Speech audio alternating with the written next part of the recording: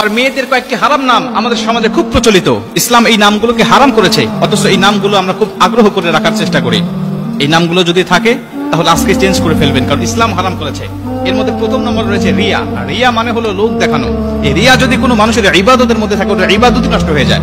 রিয়া শব্দের আরেকটি অর্থ হলো অহংকার, অহনিকা। এটা যদি বাস্তব জীবনের উপরে প্রভাব পড়ে, বিশ্বনবী বলেছেন মানুষের নামের অর্থ, নামের প্রভাব তার বাস্তব জীবনের উপরে প্রভাব পড়ে, যার কারণে এটা দুনিয়া আখিরাত ভালো নাম হলে উজ্জ্বল করে দেয়, যদি এটা খারাপ নামের অর্থ বহন করে তাহলে দুনিয়া আখিরাত নষ্ট করে দেয়। এই জন্য অর্থবোধক নাম আমাদের রাখতে হবে, রিয়া নাম এটা রাখা যাবে না। দ্বিতীয় নম্বর হলো আসিফা। আসিফা নামের অর্থ হলো সে আফসোসকারী নারী। আফসোসকারী নারী বা হতাশাময় নারী। আফসোসকারী এই অর্থ যদি তার বাস্তব জীবনের উপর প্রভাব পড়ে, সারা জীবন তার আফসোস করতে যাবে, হতাশাময় জীবন তার কাটবে। এই জন্য আসিফা নামটা এটা রাখা যাবে না। 3 নম্বর যে নামটি রয়েছে সেটা হলো মান্তাসা। এটা বর্তমান সময়ে খুব জনপ্রিয় একটি নাম, মানুষেরা খুব আগ্রহ করে রাখে।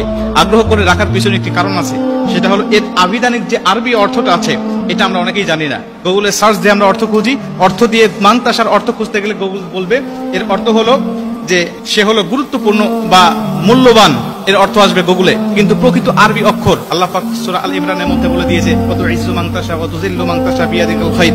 এর আবিধানিক আরবি অর্থ হলো, এর অর্থ হলো যে তুমি যা ইচ্ছা তাই করো, তুমি যা ইচ্ছা তাই করো। আল্লাহ পাক বলেন আমি যাকে ইচ্ছা সম্মান দান করি, যাকে ইচ্ছা আমি আল্লাহ পাক ইচ্ছা দিয়ে দান করি।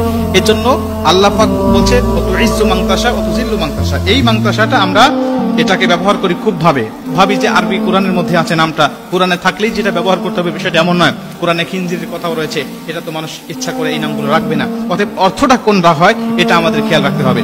4 নম্বরে যে নামটি রাখতে আমাদের সমাজে দেখা যায় খুব, সেটা হলো মাসুমা। মাসুমা হলো চির নিষ্পাপ বা যার কোনো গুনাহ নেই, চির নিষ্পাপ। এটা কোনো মানুষ হতে পারে না, নবীরা ছাড়া একমাত্র চির নিষ্পাপ, যার কোনো গুনাহ নাই একমাত্র নবীরা।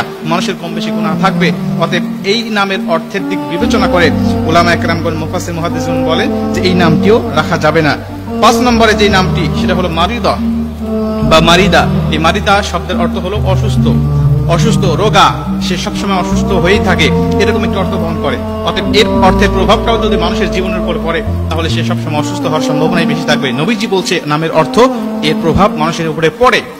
6 নম্বরে আরেকটি নাম সেটা হলো সাহেরা। সাহেরা এই নামটিও অনেকের দেখা যায়। অনেকে বলেন যে ইব্রাহিম আলাইহিস সালাতু ওয়াস সালামের স্ত্রীর নাম ছিল সাহেরা। না, আসলে ওনার নাম ছিল সারাহ বা সারাহ, এই নামটি তার ছিলেন। অতএব সাহেরা অর্থ হলো জাদুগ্রস্ত নারী, যে জাদু করে এমন নারী। নবীজি পবিত্র হাদিসের মধ্যে এবং আল্লাহ পাক কোরআনের মধ্যে বিভিন্ন জায়গায় এই জাদুগ্রস্ত নারীদের ব্যাপারে কথা বলেছেন এবং তাদের উপরে অভিশাপ করা হয়েছে। অতএব সাহেরা নামটি রাখা আমাদের উচিত হবে না। এবং 7 নম্বর সেটা হলো আসিয়া। আসিয়া আর আসিয়া দুইটা নামের মধ্যে পার্থক্য আছে, একটা হলো হামজা দিয়ে একটা আইন দিয়ে। আসিয়া শব্দের অর্থ হলো শান্তি স্থাপনাকারী নারী, সেটা হলো ফিরাউনের স্ত্রীর নাম আমরা জানি, একজন মহিষী নারী ছিলেন, এই নামটি রাখা যাবে, কোনো সমস্যা নেই। কিন্তু আসিয়া আইন দিয়ে যদি কেউ রাখতে চায় এর অর্থটা নাফরমান বা অস্বীকারী। অতএব এই আসিয়া এই নামটি রাখা যাবে না। আসিয়া হামজা দিয়ে আপনি বললে কোনো সমস্যা হবে না, কিন্তু আইন দিয়ে বলা যাবে না। এই নামগুলো যদি কারোর মধ্যে থাকে এগুলো চেঞ্জ করে নিতে হবে।